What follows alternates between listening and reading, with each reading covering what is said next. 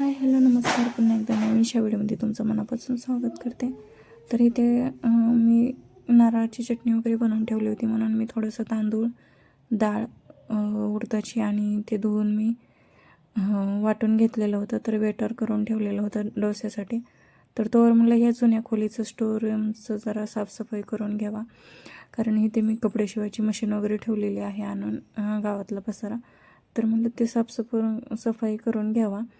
तर इथं तेच काम चालू केलेलं आहे मी, साफसफाई करायचं. तर इथं मी म्हणलं हे सगळं व्यवस्थित सामान वगैरे लावून घ्यावा. तर झाडून वगैरे घेतलेलं होतं आणि साफसफाई करून झाली होती. तर त्याच्यानंतर हे डोस्याचं पीठ मी काढून घेतलं आणि त्याचे डोसे बनवायला सुरुवात केली.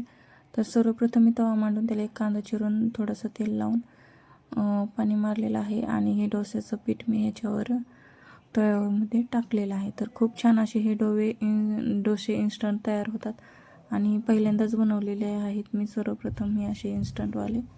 नाहीतर मी बॅटर बनवून ठेवत असते, नंतर बनवत असते, पण हे सर्वप्रथम मी ट्राय केलेलं आहे.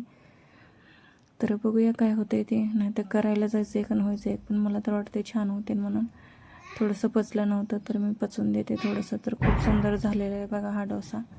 तर मला आवडला, नक्की कमेंट करून सांगा तुम्हाला कसं झालं.